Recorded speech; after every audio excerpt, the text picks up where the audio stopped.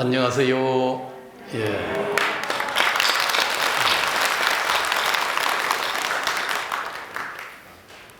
예. 제가 오대산에서 출발해서 오는데 오늘이 가장 시간이 오래 걸렸다는 이런 생각이 들어요. 어째서입니까? 예? 오늘이 크리스마스 이브다. 예. 제가 일찍이 좀 법회 요청도 받고 했는데, 제가 산중에 살다 보니까 뭐 법회도 시절 감각도 부족하고 또 이 조계사까지 와서 법문한다는 게 뭐 썩 제가 할 소리도 별로 없는 것 같고, 이래서 항상 좀 어떻게 보면은 좀 사양도 하고 뭐 그러다 보니까 우리 동문 회장님이 한번 편지를 높이 써가지고 그렇게 해서 보내오셨는데, 이게 언젠가는 해드려야 된다는 이 딱 부담감이 걸려서 어쩔 수 없이 그러다 보니까 오늘 딱 올해 다 가기 전에 그래도 제가 주지를 살다 보니까 일정이 바쁘기도 한데, 그래도 저는 결제에 들어가기 때문에 결제 때 대중에 잠깐 말씀을 드리고 그러고 나서 법회 잠깐 하고 내려가면 될 낀가 했는데, 또 보니까 저녁 시간에 법회가 있다는 거예요. 그 저녁 법회 밖에 가서 하기로는 이번이 또 처음이에요. 그래 이제 정신도 월정사에서 먹고 좀 한 2시간 하면 올라갈 낀가, 3시간 정도 하면 될 낀가 해서 그렇게 해서 2시쯤 출발했는데, 보니까 이게 차가 밀려가지고 짐짓 잘못하면 이게 시간 내에 도착하기도 어려운 이제 이런 이번 날이다, 금요일이다, 또 연말 가깝다, 이런 걸 다 겹친 걸 잘 몰랐어요. 그러니까 산중에 있으니까 그렇게 둔탁하단 말이에요. 그래서 제가 이게 지금 대중에도 또 결제에 들어가게 되면은 적어도 아침 저녁 정지는 필히 그래도 주지라고 소인 본다는 건 낮에 잠깐 시간 빼서 이렇게 보고, 대중이 참여를 같이 안 하면은 자복이 하나 덩그렇게 비어 있으면은 그게 금방 같이 정진하는 스님들에게 엄청 미안한 일이거든요. 그래서 저도 인간하면은 이게 금방 생활에 같이 하려고 그러지 절대 시간을 잘 안 빼려고 그러는데, 저녁인 줄 모르고 제가 응답은 해서 보니까 저녁이라 그래요. 그런저런 다 인연 속에 오늘 이 시간이 만들어지고, 또 특별하게 드릴 말씀도 없는 이 산중에 있는 제게 그래도 이런 기회를 줘서 또 감사도 드리고 그렇습니다. 크리스마스 이브, 그런데 이때 이제 그제가 동지잖아요. 이게 동지 이때가 되면은 항상 크리스마스, 이게 뭔 상관이 있을까요? 상관이 있습니까? 상관이 좀 있죠. 이 동지가 되면은 뭐예요? 일양내복이라 그래요. 그게 여기에서는 지례복케라에서 다시 일양이 10월달이 되면은 모든 이제 기운이, 양의 기운은 서서히 밑으로 내려가서 다 음으로 완전히 곤케라 그러죠. 음으로 완전히 변한 속에 거기서 새 기운을 탁 만들어내는 거예요. 그게 이제 새로운 이 양의 기운, 이게 하나 다시 이게 커지기 시작하는 이 이제 시점, 그래서 일양시생이라 그러죠. 동짓날을 새로운 양이 하나 시작된다. 이게 이제 내년을 키워가는 거예요. 이 기운이 석 달 그 추위 속에서도 다 보이지 않게 그 얼어붙는 시절도 이 양이 이제 서서히 미동으로 해서 그 입춘이 되고 이제 그렇게 되면서 푸르름을 탁 낮추는 이 힘이 지금부터 시작이 된다는 이 소리거든요. 그 이때를 태양력을 쓰는 데서는 특히 페르시아 지방이나 이런 데서는 이 태양의 부활하는 다시 양이 태양의 기운이 이제 밤은 가장 길어지고 낮은 가장 짧아졌다가 다시 낮이 서서히 태양의 기운이 더 이제 서서히 늘어나기 시작하잖아요. 예. 그래서 이 부활절 이런 이제 문화가 페르시아 지방의 아랍에 있었단 말이에요. 이게 이제 로마에 영향을 주어서 한 3세기 중반 300 몇십 년경에 이 크리스마스가 정해지는 거예요. 아마 콘스탄틴 대제가 기독교를 공인을 했죠. 그 유명한 밀라노 협약이라는 이걸 통해서 기독교를 어머니가 아마 굉장히 불우한 이런 뭐 등등이 있는데 어머니가 열심히 그때는 몰래 기독교를 믿었잖아. 공인하기 전에는. 그러면서 기독교인이었던가 봐요. 그래서 이제 그런 영향과 더불어서 등등 해서 기독교를 공인하는 이게 이제 기독교가 로마가 세계로 뻗어나가다 보니까 그래도 기독교가 세계화되는 가장 큰 중요한 분기점이 되는 거죠. 그래서 그런 것과 더불어서 이 크리스마스가 예수님의 탄생일이다, 성탄절이다 이렇게 그때부터 정해졌다 그래요. 그래서 이브라는 건 유대인들은 그 행사를 하게 되면은 오늘 저녁부터 내일 저녁까지 이게 행사 기간이라는 거예요. 그래서 이거 이브라는 이 개념도 그래서 이제 중요한 행사의 시작으로 이렇게 이제 시작이 됐고 요새 기사를 보니까 미국에서도 크리스마스 트리 나무가 요새 기후 온난화 때문에 이거 이제 다 묘정들이 다 이게 죽는다는 거예요. 그러다 보니까 자꾸 이게 크리스마스 트리는 주로 상록수, 소위 전나무과 구상나무 이런 나무들을 트리 나무로 쓰잖아요. 이게 이제 자꾸 재배지역이 올라가게 될 수밖에 없고 나무가 이제 품절 현상이 생기서 그래서 크리스마스 트리를 이거 하기가 지금 쉽지 않은 모목이 공급이 잘 안 된다는 거예요. 이런 기사도 보고 그랬는데 여하튼 이제 이브라는 게 크리스마스라는 게 지금 온 세계 곳곳에서 그냥 축제일 휴일과 같이 이제 이렇게 된 거죠. 그래서 크리스마스 캐롤송 이 송도 전 세계적으로 그렇게 이 크리스마스가 되면은 막 이 곳곳에서 음악이 흘러나옵니다만은 그것도 이제 저작권료, 지적 재산권이 되는 거예요. 그러다 보니까 요새 정부가 그거 지원한다 해가지고 우리 불교계에서 이건 편향이다. 그렇게 해서 일침을 놓다 보니까 이게 좀 쉽지 않은 상황은 됐는데 그건 이제 자체적으로 기독교계에서 또 이제 해결해야 될 문제지 국가가 나서가지고 그런 것까지 지원하는 건 좀 안 맞는 일이죠. 그러나 이제 우리 불자들은 또 항상 넓은 마음이 있잖아요. 좀 대성적인 마음으로 다 그것도 또 수용하는 것.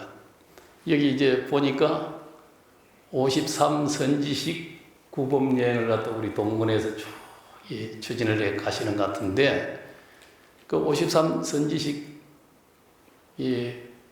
구법여행을 하시니까 그건 다양한 분들을 다 선지식으로 만나는 분들을 그렇게 의미 있게 우리가 배움을 청하고 또 누구에게서도 다 우리는 배울 점이 있다 하는 이런 의미가 그 속에 들어있는 거거든요. 그 안에 보면은 뭐 다른 종교인 바라문도 서성으로 나오잖아요. 또 배사공도, 또 때에 따라서는 장녀도, 뭐 가전 뭐 의사도, 가전 사람들이 대소, 노소, 또 빈부 귀천을 다 뛰어넘어서 다 서성으로 등장을 하거든요. 그러듯이 모든 분별과 차별심을 내려놓는 게 궁극적으로 이 깨달음의 완성이 되는 거거든요. 다 자기 안경으로 탁 쓰게 되면은 가전 안경 색깔 따라서 노랗다, 파랗다, 검다, 희다, 가전 자기 안경 따라 자기적 소견을 갖다 이제 내뿜는 거죠. 그러다 보면 안경이 다르면은, 색깔이 다르면은 그냥 요 사회적으로 오늘날 보면은 온 세계화라는 건 가정, 문화, 종교와 사상과 가정 것들이 다 함께 만나는 세상이 되어 있잖아요. 이런 세상 속에 저마다 한 소리씩 이게 옳다 저게 옳다 하면은 온통 갈등과 시비가 높아질 수밖에 없는 그런 세상이 될 수밖에 없는 거거든요. 지금 요즘 보면 그렇죠? 크게는 우리는 뭐 한국 사회에서 진보다 보수다 하면서 이데올로기적 하나 관점을 가지고, 이데올로기라는 것도 자기 안경 쓰고 바라보는 거거든요. 그게 이제 우리 중생심의 한계라는 게 거기에 있는 거예요. 항상 뭐 자기 입장, 계층에 따른 자기 안경을 다 쓰게 돼 있다 이 말이에요. 그러다 보니까 이게 전부 그게 옳다고 극단적인 주장만 하는 거예요. 서로 그래도 역지사지에서 좀 다 이해하고 수용하고 이럴 수 있는 이 마음의 하나의 여백, 이게 잘 없어. 각박해져 있어. 그 왜 그럴까요?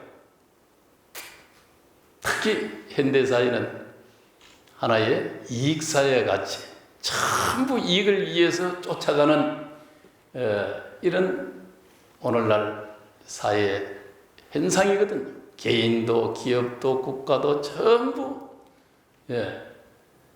돈과 연관된 소위 물질주의적 하나의 문명 속에 물질을 통해서 자기 실현을 하려고 하는 이런 경향이 강한 이런 문명이거든. 그건 원래 이제 자본주의라는 건 자본을 통해서, 돈을 통해서 또 모든 척도가 돈으로 이루어질 수밖에 없는 이런 이면이 들어있는 거예요. 그건 본래 인간이 가지고 있는 이 욕망을 좀 더 추동해서 그렇게 해서 뭐 경쟁 이걸 통해서 사회를 더 발전시키고자 하는 그런 동력이 욕망 추구로부터 또 위험에 대한 거기에 대한 반대급부로 이익이 주어지는 이런 하나 이게 세계관, 관점, 또 그게 적자생존, 약육강식, 정글의 법칙 이런 게 다 좀 내재되어 있다 이 말이에요. 물론 정글이라는 건 알고 보면은 그게 또 생태계 순환의 원리에 의해 가지고 적절히 균형을 또 맞춰서 큰 놈, 적은 놈, 힘 있는 놈, 힘 적은 놈 뭐 이렇게 또 돌아가는 게 생태계인데 물론 다인의 그런 진화론이라는 게 이게 단순한 뭐 적자생존이니 하는 이것만은 아니죠. 우리가 저 아프리카에 가서 보면은 세렝게티 공원 여기에 보면은 다 전부 이 짐승들이 태양의 그 지구의 자전의 주기처럼 쫙 한 바퀴 돌아서 말라강을 건너서 이렇게 해서 쭉 뭐 몇백만 마리가 이게 쭉 몰려. 그 속에는 가전 뭐 사자부터 시작해서 뭐 코끼리도 있고 기린도 있고 뭐 가전 뭐 이 얼룩말도 있고 다 전부 여기서 생태계가 순환되면서 함께 돌아가는 거예요. 그래서 그걸 보면은 또 그것이 하나의 공존, 또 서로 간에 먹이가 되고 먹이 사슬 속에서 그 공존의 또 공생의 이런 모습이 그 속에 사실 어우러져 있는 거거든요. 물론 우리 자본주의도 그런 면이 전혀 없는 것은 아니지만은, 그러나 이제 그 욕망이 극대화되고 되면서 오늘날 이거 쉽지 않은 모습으로 지금 나타나고 있다. 그건 이제 우리가 아담 스미스의 국부론 하잖아요. 그게 자유방임주의. 인간은 경쟁, 욕망을 마음대로 분출하게끔 자유를 갖다 다 보장을 해주고 시장에 맡겨놓으면은, 그러면은 이게 잘 발전해 갈 수 있다. 그렇게 해서 온 게 1929년 대공황 때까지, 그걸 자본주의 1.0이라 그래요. 그 대공황을 맞이하면서 미국에서 뉴딜 정책이 일어나잖아요. 그 뉴딜 정책은 유명한 케인즈의 수정자본주의라 그러죠. 국가가 개입해야 된다. 그냥 자유방임으로 놔두면은 이 꼴이 나왔다. 거기에 국가의 개입적인 경제, 이런 게 이제 제시되면서, 그렇게 해서 쭉 이게 1971년 70년대 초반에 석유 파동이 오죠. 이때까지를 자본주의 2.0이라 그러죠. 그렇게 해서 국가가 개입하는, 여기서도 이게 한계가 드러났다. 그래서 이거 좀 세계화를 추구하고 신자유주의라는 이런 이제 또 다른 시장 중심으로 강한 더 시장 중심, 규제, 제약 이런 걸 다 해체시키고, 우리가 FTA 하듯이 전부 세계 시장을 열어서, 그렇게 해서 온 다국적 기업이든 세계가 전부 장벽 없이 규제, 최소한의 규제 속에서 세계화를 이루어가는 것이 훨씬 발전적이다. 그렇게 해서 엄청난 발전을 자본주의가 이루어오면서 다 무너진 것이 사회주의가 다 무너지게 되죠. 그 경쟁은 굉장히 효율적이고 신자유주의, 여기에 소련도 무너지고, 다 이게 중국도 알고 보면은 시장을 열어서 시장으로 가지 않을 수 없었고, 그렇게 해서 사회주의 체제들이 자본주의 효율성을 당할 수가 없었던 거죠. 그렇게 해서 무너지고 해서 지금 이제 이 신자유주의 물결이 이 세계화를 이뤘고, 또 그 속에 엄청난 또 폐단도 지금 지니면서 여기까지 왔는데, 오늘날 나타나는 모습은 지금 어떤가? 지금 우리 첫째로 코로나잖아요. 이 코로나가 그냥 온 게 아니라는 거예요.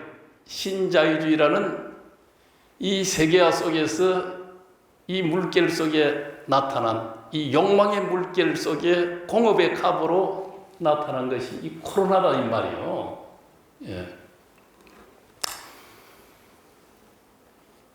그러니까 중국에서부터 코로나 균 한 마리가 이게 어떻게 쫙 되니까 금세 세계 속으로 퍼져가 버리잖아요. 세계화라는, 그러다 보니까 세계가 다 좀 담을 쌓아야 되겠다. 국경을 봉쇄해야 되겠다. 막 이런 게 이제 펼쳐지고, 이거 개인도 함부로 여행 가거나 또 함부로 다른 나라 들어가기가 어려워지는 이런 상황으로 이게 다 갑작스레 바뀔 수밖에 없다. 또 곳곳에서 들려오는 이야기들은 기후위기로 인한 기후재앙이죠. 곳곳에 재난의 이야기, 기후재앙이 미국에서 토네이도가 일어나서 막 뭐 테네시주 어디에 뭐 곳곳을 다 이제 역대 가장 강한 토네이도가 일어나고 있고, 또 허리케인이 일어나고 있고, 또 태풍이 일어나고 있고, 또 유럽 같은 데도 엄청난 독일 같은 나라도 수재가 나서 많은 사람이 그렇고, 지진이 일어나. 뭐 저 모스크바의 온도가 36도건 뭐 이렇게 높게 올라가 버리고, 그러니까 북평양 얼음은 계속 녹아서 이제 내리게 되고, 그래서 지금까지를 홀로세라 그랬는데 앞으로 이 인간세라고 이 지질대를 이 기간을 갖다 이렇게 해서 인간세로 이름을 지금 바꿨다 그러죠.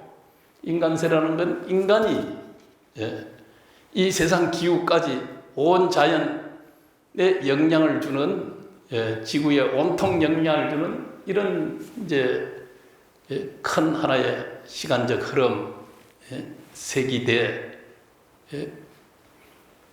홀로대, 홀로세기, 인간세기. 지금 인간이 이제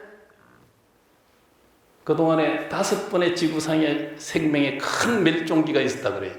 그건 전부 바깥 재앙으로부터 혹성이 부딪혔다든지 화산이 폭발했다든지 하는, 그러면서 빙하기가 오고 이러면서 큰 생명들이, 많은 생명이 다 거의 멸절되다시피 한 속에 겨우 또 살아남아서 이것이 또 종을 번식하고 해서 이렇게 해서 지금 6억 년, 38억 년의 생명의 긴 시간을 연결해서 오고 있는 거죠. 그런데 지금 이제 일어나는 것은 우리 인간에 의해서 탄소 배출 등등 가전 난개발과 온 지구를 우리가 우리 욕망을 충족하기 위해서 막 흔들어 대는 거죠. 불태우는 거죠.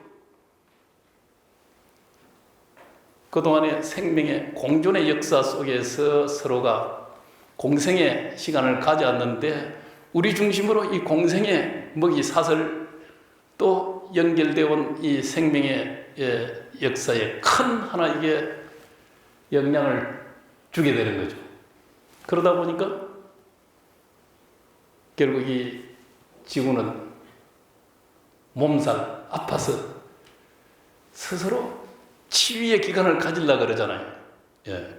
태풍이 불어오는 것, 이것도 에너지를 갖다 또 소진시킬 수밖에 없기 때문에 그래요. 그래서 다시 바란스를 맞추기 위해서 가전 재난들이 또 일어나는 거거든요. 그래서 옛 말씀에도 노자도 그러죠. 다 이 천지는 이불에라. 사람에게 사실은 모든 이 지구에게 크게 보면은 이게 잘못되지 않는다는 거예요. 이해하는 거지 해하는 것이 아니라는 거예요. 우리가 부분적으로 국소적으로 보면은 이것이 잘못됐다 잘됐다 하는 좁은 눈으로서는 그런 면으로 바라볼 수 있지만은, 큰 눈으로 바라보면은 다 그건 전체적인 하나의 바란스를 만들어가는 이런 일환이라는 거거든요. 성현의 눈으로 보면, 부처님의 눈으로 보면 어떻겠습니까? 세상 만물이 다 그대로 화장색이라는 거예요. 화장색이야. 그런데 우리의 분별 눈으로 보면은 다 옳고 그름이 가전 사단이 다 벌어지는, 자기마다의 다 관점 속에서의 사단이 다 벌어지게 돼 있다 이 말이에요. 그러듯이 이 지구촌이 지금 그런 환경에 지금 이 봉착해 있는 거예요. 또 이제 나타나는 현상이 이 부가 지금 한쪽으로 쏠려가는 현상이거든요. 이 신자유주의라는 이 흐름은 이 자유방임 속에 이게 능력 있고 힘 있고 또 기업도 봐요. 큰 몇 개의 기업이 세계를 다 이게 장악하게 되는 거거든. 그래서 앞으로 0.1%가 99%의 부를 다 소유한다. 계속 뛰어난 힘 있는 곳으로 하나하나 쏠려가는 거거든요. 이게 지금 앞으로 4차 산업시대, 지금 디지털 문명으로 급속하게 전환이 되잖아. 이 기술이 모든 것을 다 지배하는 시대로 이제 급속하게 나아가고 있는 거죠. 특히 이번 코로나를 통해서 우리의 문화도 많이 바뀌죠. 비대면 문화. 전에 제가 이 법회 좀 초기에 그런 말씀을 드리기도 했습니다만은 넥타이 매는 것도 옛날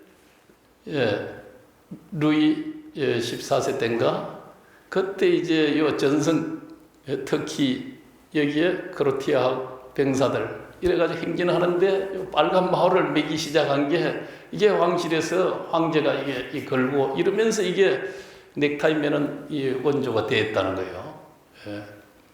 프랑스에서부터 왕실에서부터 시작해서 그러듯이 이제 우리가 이 마스크 쓰는 것도 이것도 이제 물론 그동안에는 미세먼지 때문에 마스크를 써야 된다 자꾸 이제 이런 면이 있었지만은 이제 이게 코로나 때문에 쓰면서 그냥 이게 일상에 거부감 없는 이 문화로서 이제 우리에게 다가온 것은 아닌가 하는 생각이 들어요.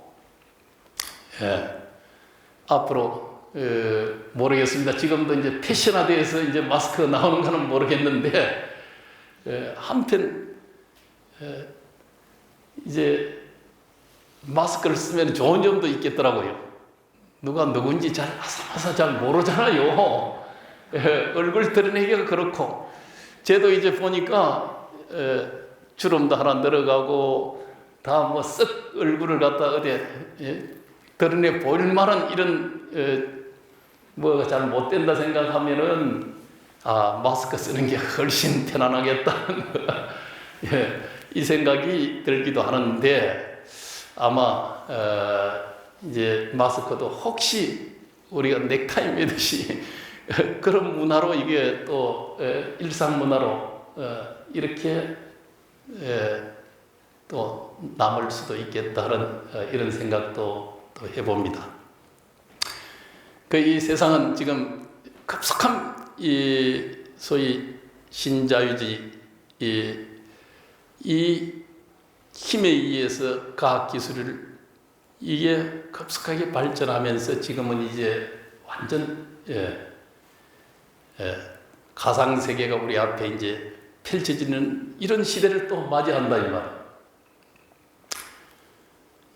지금 한편 핸드폰도 다 이 가상이죠. 이거 보고 우리가 다 항상 즐기기도 하고 이거 없으면 생활을 못 하는 거예요. 정보건 뭐건 모든 게 이 핸드폰으로 송금도 한다, 뭐 하다, 쇼핑도 한다, 뭐 가진 걸 다 이 핸드폰으로 해결하잖아요. 유튜브 한다. 뭐 이 법회도 또 유튜브로 나가는 거는 모르겠습니다만은 이거 다 어떻게 보면은 우리 문명의 이로서 우리가 정말 한껏 편리하고 누리고 또 수많은 지식과 모든 것들을 다 쉽게 그냥 이 핸드폰 하나에서 해결할 수 있는 이런 좋은 편리한 시대를 살고 있는 그걸 통해서 요새는 다 교양의 보편화가 되었죠. 지식 정보의 거의 보편화가 된 거예요. 금세 뭐 세계 각처의 소식이나 사건이나 또 어떤 것도 금세 그냥 다 연결해서 다 볼 수 있잖아요. 이렇게 신통방통한 세상이 어디 있겠어요? 옛날에는 우리는 도 닦는다 하면은 주로 이제 천리 만리를 앉아서 천안통을 하고 숙명통을 하고 타심통을 하고 천이통을 하고 다 이런 게 옛날 사람들은 또 로망이었거든.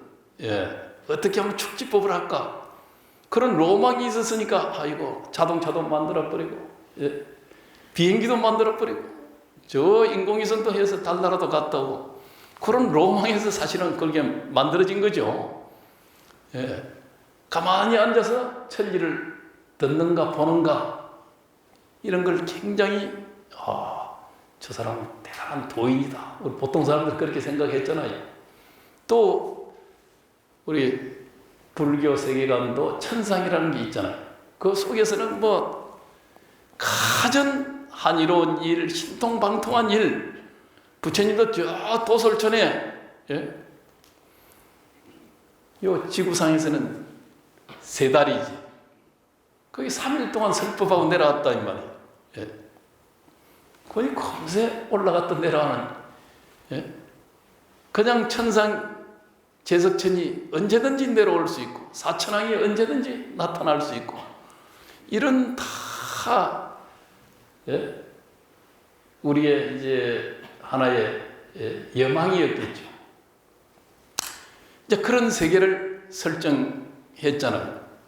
지금 뭐 오래 사는 것도 마찬가지. 84,000살을 살고 또 생각만 하면 다 모든 게 구하고 이루어질 수 있는 이런 천상의 한이로운 세계, 그게 지금 오늘날 우리가 이 기술의 혁명 속에서 이루어내는 거예요. 그래서 이 종교가 사람이 초인이 되고 영생을 살고 행복해지고 이걸 종교를 통해서 우리는 실현하려고 그랬잖아요. 그냥 우리의 이 육신 가지고서는 오래 사는 100년. 그렇지만 앞으로 이제 그 영생을 산다는 거예요. 또 인간의 능력이 어떻게 보면은 과거에는 미미했잖아요. 물론 부처님 같이 뭐 신통방통하고 무불통계하고 다 이런 분도 없었다고는 말 못하지만은 그러나 여러 가지 지적 역량이나 다 이런 게 다 옛날에는 지구가 네모 반듯하다. 저 지구 끝에 가면 폭 떨어진다. 태양이 어디 지구를 돌고 있구나. 성경에도 그렇잖아요. 그거 지구가 돈다 이거 태양을 돈다. 코페르니쿠스, 갈릴레오 다 이게 지동절 천동설이 바뀐 것도 얼마 안 되는 거예요. 그렇듯이 과거에는 다 그거 몰랐다니까요. 뭐 대단한 뭐 과거 사람들이 그런 것 같지만은 다 신화하고 해서 대단한 우리의 로망을 신화시켜가지고 이렇게 해서 그냥 거기에 꾸벅꾸벅 믿고 경외감을 가지고 로망을 가지고 그렇게 살아왔잖아요. 그런데 지금 이제 우리 인간이 그걸 다 실현시켜버리는 이런 세상을 지금 만들고 있는 거예요. 이게 오래지 않아 다가올 거다. 지금 유전자도 이게 유전자 꼴이라는 이 텔레미어가 이게 이제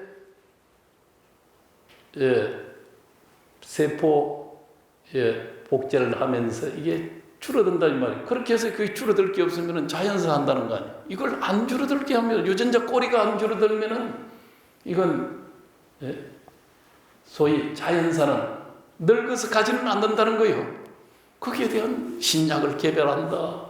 또 가전 하나 이게 지금 오래 살기 이건 뭐 진시황이 불로초를 구하러 가는 그런 시절하고는 달라졌다 이 말이에요. 오래 사는 게 로망이에요. 도교에는 신선이 돼서라도 오래 살아야 되겠다. 그러니까 기독교에서는 뭐예요? 천당이라도 가야 되겠다. 천국 가야 되겠다. 우리 불교에서도 뭐 극락세계 가야 된다. 이런 로망을 다 가지고 있는 거예요. 그러지만은 이 현실적 기반 속에서 이 금생의 삶을 그렇게 이제 만들어내겠다는 거예요. 거기에 그런 식으로 생각하면은 좀 도교가 더, 이 늙어가지고 수염 촥 하고, 흰 눈썹 탁 날리면서, 신선이 되면은 뭐, 몇백 살을 산다. 삼천갑자 동방석이가 있다. 팽교가 얼마를 살았다. 다 이런 이야기를 로망으로 했지만은 실제 이제 그런 세계를 열어내는 이런 시절이 왔다 이 말이에요.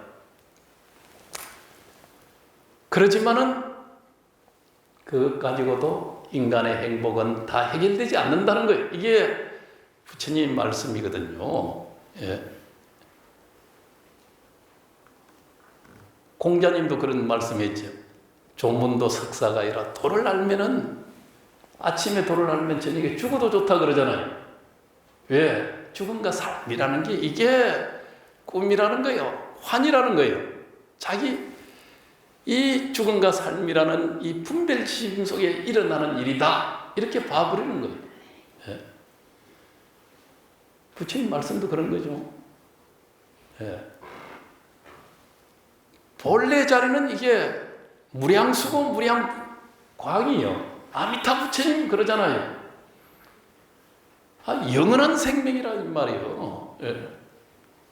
그걸 알면은 이 4대 육신이 인연 따라 와서 인연 따라 가는 이 현상의 모습, 여기에 다 연연하거나 죽음을 두려워하거나 이거 할 거 없다는 거예요. 그걸 우리는 용무생사라 그러죠. 생사 없는 도리를 우리가 바르게 쓴다 하는 것을 지무생사, 아는 것에 개합하는 것을 계무생사, 정득하는 것을 정무생사, 그걸 마음대로 자유자재로 쓰는 것을 용무생사. 그 우리가 사실은 수행을 한다, 불교 공부를 한다는 것도 그 이치를 사실 바르게 하는 데 있는 거예요. 아는데. 그건 모든 상대적 분별심, 이걸 내려놓는 데 있다 이 말이에요.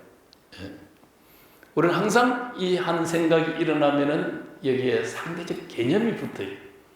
이게 좋다, 나쁘다, 내다, 너다, 높다, 낮다, 기하다, 천하다, 성인이다, 범부다, 부처다, 중생이다. 자, 이걸 항상 상대적 이 분별의 개념 속에서 바라보게 돼 있다. 이게 중생심이다 이 말이에요. 이 분별의 마음으로서는 생사가 이게 해결되지 않는다는 거예요.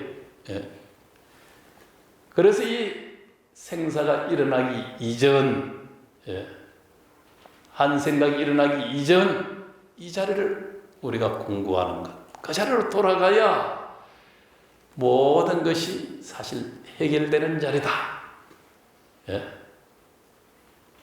그래서 공자님 오인에 도는 이리 간지라 하나로 낀다 그러듯이 본래 그 자리로 돌아가는 것. 돌아가서 보면은 본래가 뭐예요? 빈자리죠. 이 빈자리를 맹렬히 자기가 알아야 돼. 그 빈자리를 우리가 어떻게 알아요? 생각이 다한 자리로 돌아가면은 절로 알게 돼 있어. 이거는 생각으로 알아가지고 비었구나. 어디에? 그래서 그 정득하는 자리다 이 말이야. 그걸 우리는 그 자리를 바로 알면은 상승하고 적적한 속에 거기에 분명한 변견 없는 중도의 자리를 우리가 탁 정득 철개나는 거예요. 그래야 우리가 이 생사에서 해방된다 이 말이에요. 가도 그냥 흔연히 가는 거예요. 옛날 조사 스님들 다 죽음을 맞이하는 모습을 탁 보면은 그러면은 도인이로구나. 생사에 연연하지 않는 것. 언제든지 갈 때 인연이 닿으면 갈 수 있는 흔연한 마음을 지닐 수 있는 것. 바로 아미타 부처님에게로 바로 돌아가는 거예요. 그걸 무량수 무량강이라고 하죠. 무량한 영원한 생명. 영원한 생명은 나하고 죽음이 없는 자리잖아요. 이 자리로 돌아갈 수 있는, 그게 가장, 그것 때문에는 보통 인간한 건 다 이거 쉽게 몇 푼어치 안 되는 거죠. 연연할 거 없는 거죠. 아무나 할 것도 없는 거죠. 갈등하고 시비할 것도 없어. 그게 안 되니까 전부 한 생각이 일어난 이 분별로서 전부 이게 시비 갈등이. 그래서 아무리 이 디지털 문명이 기술 혁명이 모든 걸 해결해주고 할 것 같지만은 사실은 그 문제 해결은 스스로 해결할 수밖에 없다는 거죠. 그래서 우리가 마음 공부해야 된다. 그 말씀을 쉼없이 하는 거거든요. 다 마음 소작이다. 일체 유심조라. 이게 결국은 그 말씀인 거예요. 이 디지털 문명도 마찬가지. 지금 온 온라인 문화, 여기에 들어가지 않으면 아무것도 이거 살아남을 수도 없어요. 쉽게 지금은 소프트웨어가 하드웨어를 지배하는 세상이죠. 갈수록 더 이제 그렇게 가잖아요. 이 하드웨어, 이 생산체제, 이런 걸 전부 인터넷이나 이 소프트웨어 속으로, 온라인 속으로 집어넣지 못하면은, 그러면은 뭐, 판매를 하거나 뭘 하거나 어떤 것도 안 되는 거예요. 그걸 빠르게, 온라인망으로, 이렇게 집어넣고 디지털한 데는 이건 다 선도적으로 다 끌고 가는 거거든. 온 지금 이 오프라인을, 하드웨어를 다 지배해서 가는 게 뭡니까? 구글, 애플, 또 아마존. 아마존은 그 플랫폼 기능 하나 가지고 허상이거든. 이게 현실 세계 실상의 모든 생산 체제 기반들을 다 그 속에서 다 끌고 가버리는 거예요. 그거 해체하면 강이요. 아무것도 없는 게 전체를 갖다 이게 하드웨어를 지배하는, 이런 지금 세상이 되어버렸단 말이에요. 그거 잘하는 데가 뭐 세계적인 기업이 된다 이 말이에요. 앞으로 메타버스 이야기 하잖아요. 이 메타버스라는 것도 가상현실이라 그러죠. 더 이제 지금보다도 더 심화된 가상현실 속으로 들어가는 거예요. 현실과 가상을 구분할 수 없다는 거예요. 우리는 이게 현실이다, 저게 가상이다 이러지만은 꿈과 이게 현실이라는 걸 이걸 구분 못하는 거예요. 꿈이 곧 현실이요. 현실이고 꿈이요. 이 경계가 없는 이런 세상이 우리 앞에 지금 다가오고 있다. 지금도 메타버스가 이제 시도되고 있잖아요.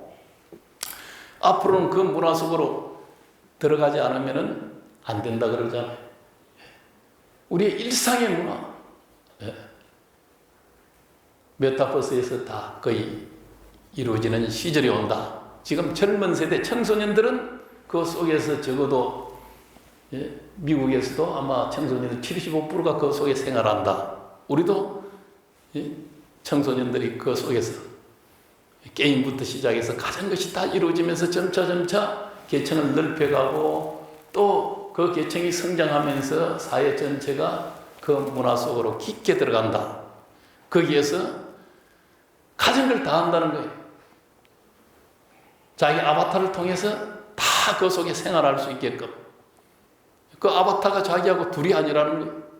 그 가상과 현실이 자기가 이 둘이 아니라는 거예요. 거기서 쇼핑도 하고 은행도 하고 뭐도 하고 가진 걸 업무도 보고 앞으로는 학습도 하고 앞으로는 언젠가는 이런 자리보다도 그 속에서 아마 법회도 듣고 그 속에 다 아바타들이 참여해가지고 전부 이게 그걸 이제 이 조계사 법당도 들어갈 수 있자 그러잖아요. 그걸 거울 세계라 그러죠. 이 메타버스 속에 거울 세계. 또 거기에 정강현실, 또 가상현실, 라이프 로깅이라는 건 바로 자기 아바타를 통해서 자기의 모든 생활을 그 속에서 다 할 수 있는 것. 이걸 총체적으로 전부 메타버스 이렇게 이야기를 하는데, 왜 그 속으로 더 깊게 더 들어갈 수밖에 없는가 하는 걸 어떤 교수는 시험을 했는데,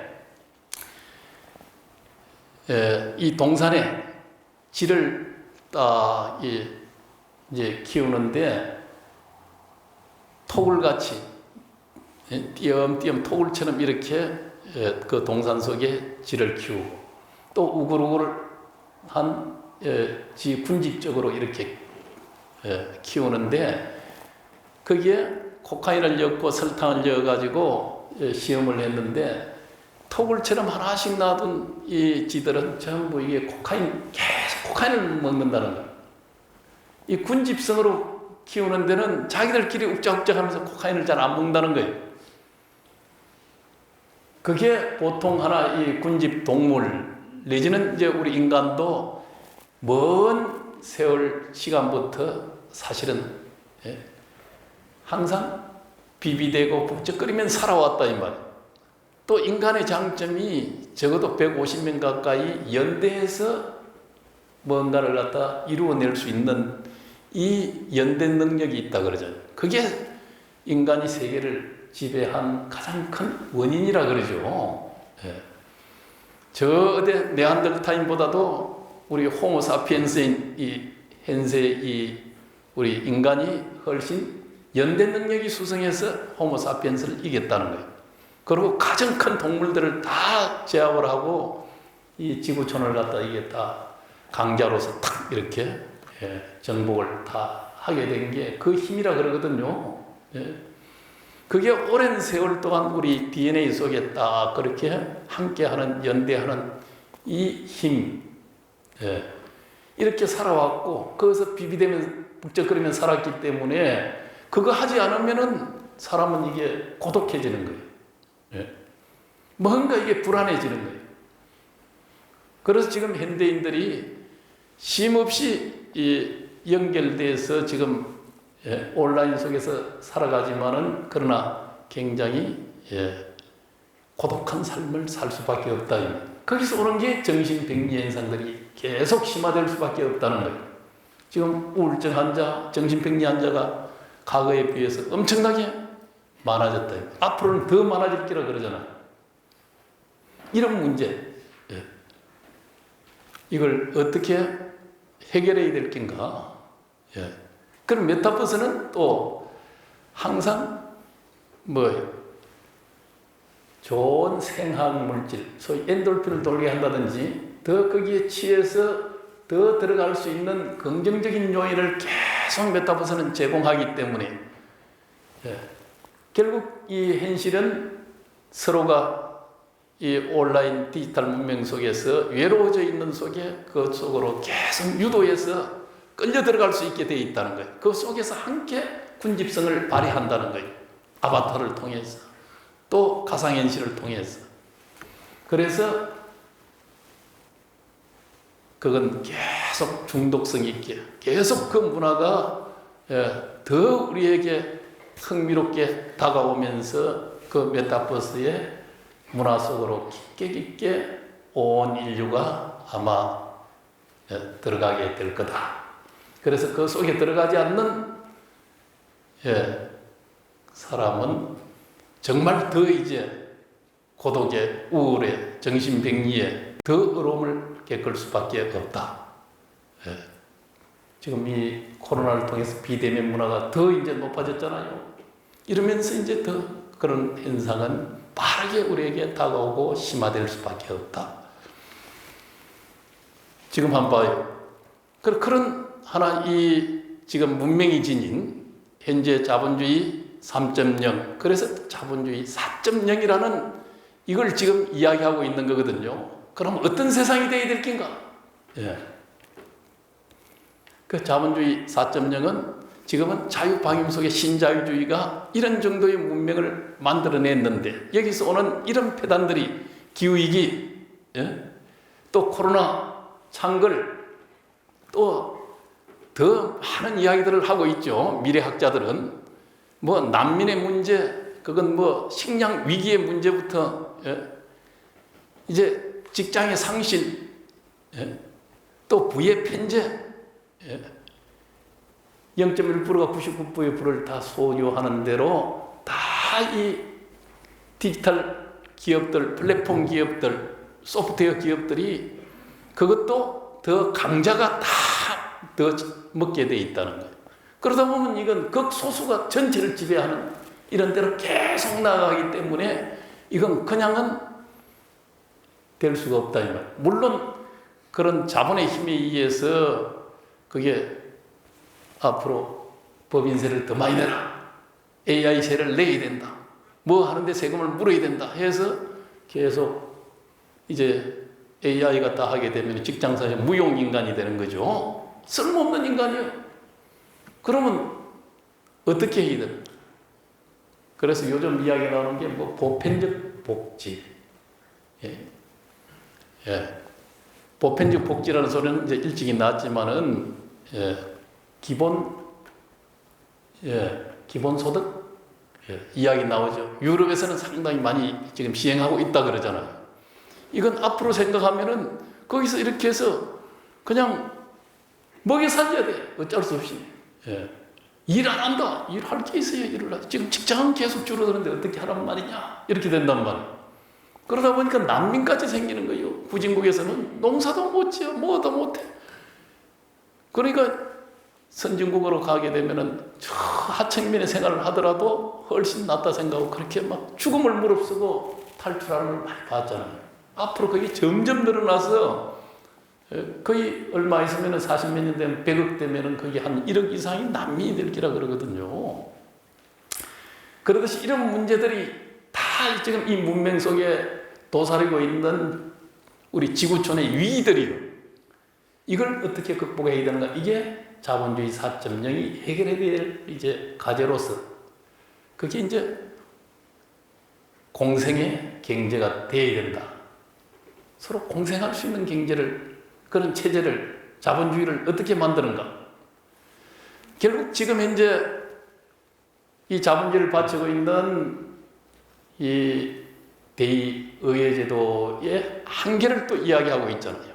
이것 가지고도 결국은 소득 높이고 개발해야 되고, 쉽게 우리 지역에 뭐 해주니까 표 찍어줘야 된다는 이 대의의회제도 가지고서는 쉽게 이런 문제들을 해결하지 못한다는 거예요.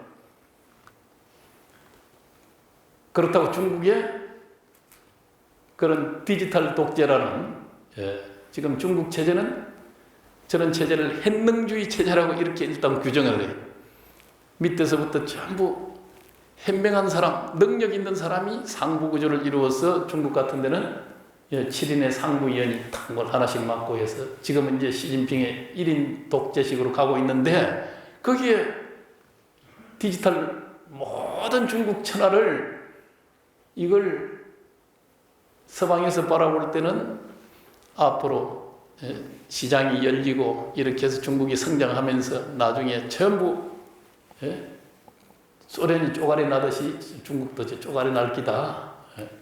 각 소수민족 그 넓은 지역들이 다 이게 분화할 가능성이 있다 생각을 했는데 지금 이게 디지털로서 전체를 갖다 중국을 다 중앙이 다 그 관료체제 속에서 장악해서 가는 이걸 만들어내고 있잖아요. 중앙집권적 관료주의는 자본주의의 이게 유연성, 이걸 가지기가 어렵기 때문에 의사결정이 더 느려지고 부패가 많아져서 아마 그 체제 오래 존속 못할 기다. 이렇게 서방에서는 바라봤는데 지금 그 처방이나 이런 걸 디지털을 통해서 요새는 빅데이터라는 이걸 통해서 빠르게 다 문제를 분석하고 처방을 갖다 우리가 우리 요 시의원, 뭐 구의원, 시의원, 국회의원 여기서 다 여야 해서 논의하고 뭐 하고 되느니 안 되느니 뭐 설랑설레 하는 사이에 그거는 빅데이터에 의해서 슈퍼컴퓨터에 의해서 착 빠르게 해답을 얻고 빠르게 시행할 수 있는 의사결정을 상부구조에서 빨리 해서 탁 뭐 하는 이런 효율성을 또 가진다는 거예요. 그래서 그러나 이제 거기도 결국은 이 지구촌이 가진 지금 현재 이 문제를 또 해결하지 못한다. 예. 그래서 이제 새로운 우리가 자본주의 4.0이라는 이런 걸 고민하는 시대. 그럼 이 문명은 어떻게 되어야 되는가? 예. 어떤 사상성에 의해서 또 세계관에 의해서 또 어떤 하나 가치나 윤리나 존재를 바라보는 이 관점들이 어떻게 하나 새롭게 제시될 수 있어야 되는가?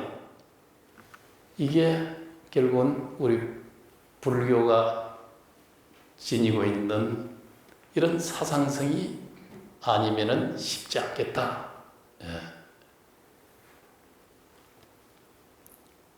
지금 여러분들이 지금 하엄경에서 이야기하는 53선지식 입법개품에서 이야기하는 선제동자의 구법행, 이걸 지금 참 모토로서 지금 우리 불교대학에서 하고 있잖아요. 바로 이런 사상이 필요하다는 거예요. 모든 것을 꽃으로 바라보고 어떤 것도 의미로서 바라보고 또 가상과 현실이 이게 둘이 아닌, 하엄에서는 다 일체가 뭐예요? 성기, 성스러움, 열애성기, 부처님이 그대로 부처님성, 불성이 그대로 다 해내내서 나타난 모습이기 때문에 이게 그대로 참이요. 이것이 그대로 성스러운 이 세상의 모습이다 이 말이에요. 그걸 우리가 바르게 바라보면은 부처님의 눈처럼 이렇게 세상을 바라볼 수 있으면은 이 세상을 함부로 할 수 없잖아요. 너 나를 함부로 할 수 없잖아요. 다 부처님처럼 붓다로 살자. 부처님처럼 살자 이렇게 되는 거예요. 세상을 연민히 여기자. 함께 더불어서 이 공생의 삶을, 사회를, 정치를, 세상을 만들어내는 거예요. 존재를 바라보는 관점의 전환이거든. 자기를 바라보는 관점의 전환이거든. 우리 대한불교 조계종에서 이야기하는 이 조사선, 건강경에 의해서 조사선이 탄생이 되죠. 왜 그렇습니까? 육조 해능대사 조계종, 조계산에 계셨잖아요. 그래서 거기서부터 육조 해능 스님이 거기에 계셨기 때문에 그 이름을 조계종이라 한다. 이렇게 된 거거든요. 육조 해능 스님 어때? 남풍이었지만은 비구니 스님이 건강경에 부는 소리를 듣고 응무소주 이생기심이라 이 소리에 그냥 귀가 팍 열려버렸어. 이거 어디에 가르칠 수 있을까? 어디 가면 배울 수 있습니까? 저 기주에 항매산에 가면은 오조 홍인선사가 있다. 그거 찾아갔단 말이에요. 어머니 봉양거리 탁 만들어 놓고. 원래 육조 스님은 또 이런 야사도 있어요. 그냥 육조 스님이 나무꾼 흐름에서 가서 뭐 그런 정도는 아니겠죠. 다 과거로부터 복을 짓고 복을 지어서 사실은 육조 스님이 이제 되신 거죠. 육조 스님은 이제 나라의 풍수가 끝까지 탁 저 강주, 소주, 지금 국원사 있는 데죠. 국원사 가보셨나요? 남아선사 육조 스님. 육조 단경에는 보림사, 보림전 나오고 그러죠. 보림사 안 가봤어요? 53 구범여행을 하면은 그 육조 스님 탁 그 탄생지 또 열반지 그쪽을 한번 다녀오셔야 되는데, 그 이분은 나라의 풍수가 내려와서 탁 옛날 국풍은 황제들이나 이런 좋은 명당을 잡아서 왕실에 돌아가면 그 자리를 갖다 이게 잡아줘야, 못자리를 잡아줘야 되냐. 황제가 되면은 그때부터 자기가 죽으면은 들어갈 이 지하 궁전을 짓는 거예요. 뭐 척천보도 그렇고 진시황도 그렇고 그 막 대단하잖아요. 예? 왕이 되면은 그거부터 이제 시작을 하는 거예요. 죽어서 갈 곳을. 그러듯이 이제 나라 풍수가 전국을 다 한번 훑어보는데 끝까지 내려와서 그 집 앞에서 어떤 부잣집 앞에 이제 나는 저물고 이렇게 해서 똑똑하니까 여기는 못 들어와요. 흐름하니까 그 옆으로 옆 가니까 흐름한 집에 어머니가 아들 하나하고 있는데 똑똑 날이 저물어서 하룻밤만 요 집은 누추하고 뭐 그렇습니다만 하룻밤 그럼 육 묵어 가십시오. 단칸방이에요. 그래서 침대에 낡은 침대를 비워드리고 거기에 그 풍수를 그것도 모르고 그 날은 어둡고 막 그러니까 이제 하루 쉬어가게 했다 이 말이에요. 그 자는데 침대는 삐걱삐걱 하는데 육조스님도 밑에 자고 어머니도 그 밑에 자면서 삐걱삐걱 하니까 그 손님이 잠자는데 제대로 잠 못 자실까 싶어서 팔을 옆에 끼워가지고 삐걱하는 소리 안 나게끔 이렇게 하면서 하룻밤을 주무시게끔 했다는 거예요.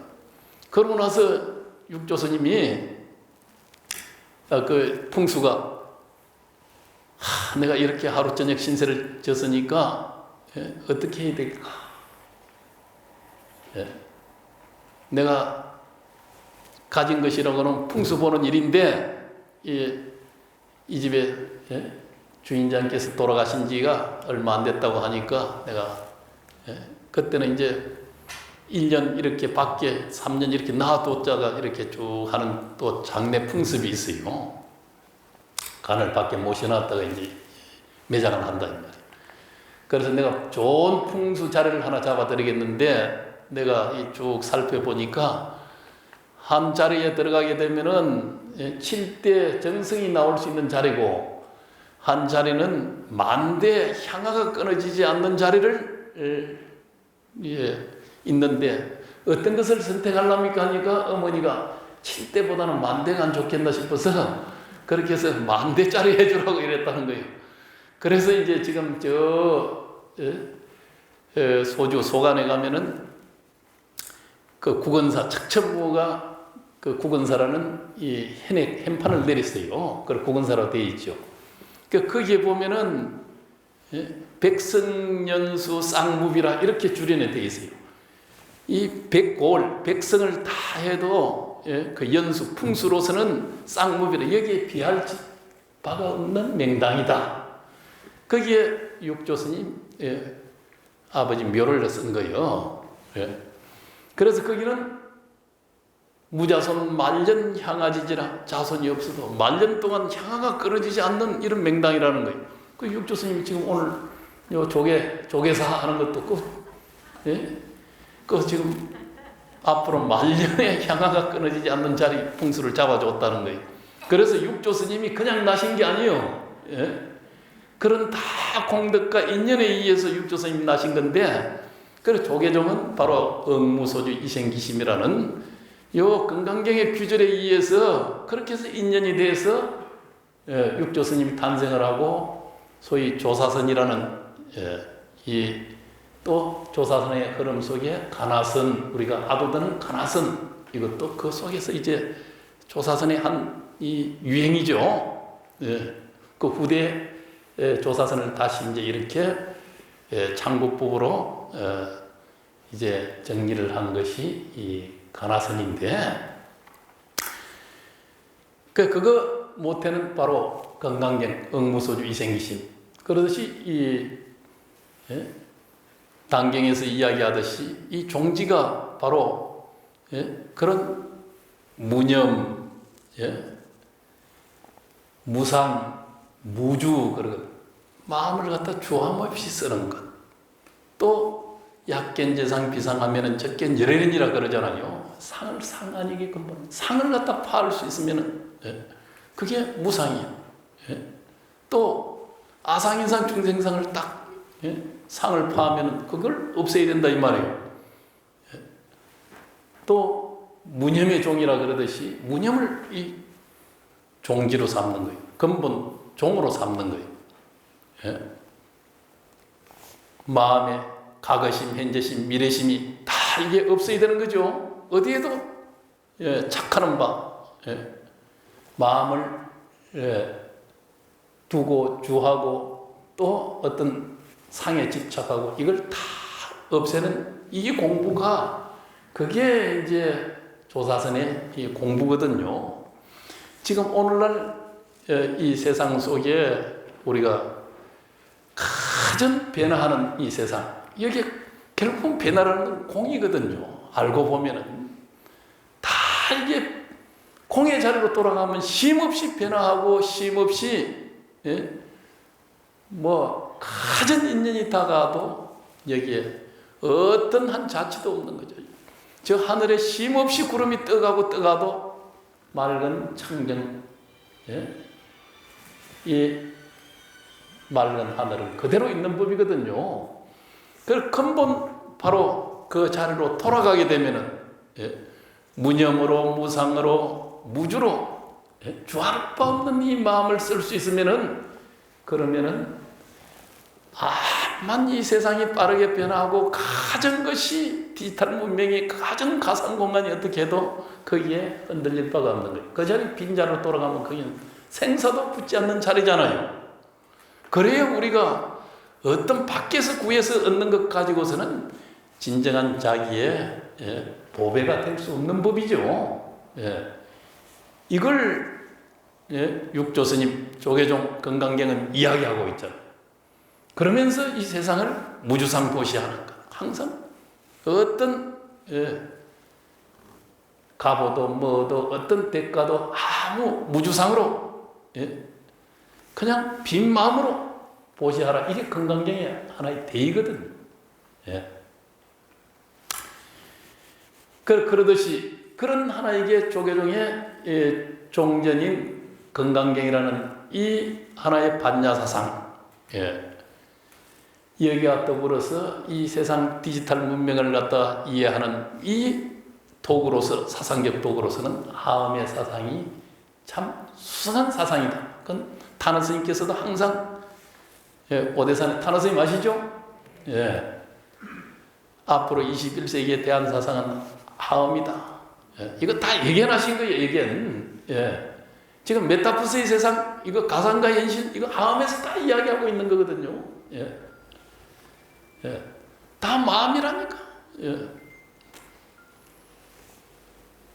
이 중중무진한 세상을 디지털에 이 정보 문명에 딱 한 점 클릭하면은 시간과 공간을 다 이게 구애 없이 어디든 다 소통과 공간에 걸림없이 다 어떤 것도 시간성에 걸림없이 다 연결되어 있잖아요. 그게 하암에서 다 이야기하는 다 뭐 일중일체 다정일, 일정일체 다정일, 일미진중암시방 일체진중정적시 무량급적일념, 일념적시 무량급. 다 하나가 전체 하나수, 한 생각이 온통 무량급이 이 한 생각 속에 있다는 거. 그렇게 해서 9세 10세 오상적 그러죠. 과거 현재 미래, 과거에 또 과거 현재 미래, 또 현재 과거 현재 미래, 미래의 과거 현재 미래, 모든 게 이 일점하고 다 현재와 소통된다는 거. 이거 오늘날 이 현대 물리학에서 이야기될 수 있는 게 다 그런 이야기예요. 디지털 문명도 결국 그런 이치 속에서 다 펼쳐지는 거거든요. 그걸 또 담아낼 수 있는 것은 이 하암의 이런 사상이 아니면은 이거 어떤 것도 어떤 종교가 이런 이야기를 할 수 있는 것도 아니잖아요. 그래서 앞으로 미래 이 엄청난 디지털 기술 혁명의 시대에 어떤 의미와 가치를 부여하고 이 문명이 어떻게 가야 될 낀가? 또 이 구원자의 사상으로서 이 기후위기를 어떻게 해결해야 될 낀가? 이 빈부격차를 한쪽으로 부가 쏠리는 이 문제를 어떻게 해결해야 될 낀가?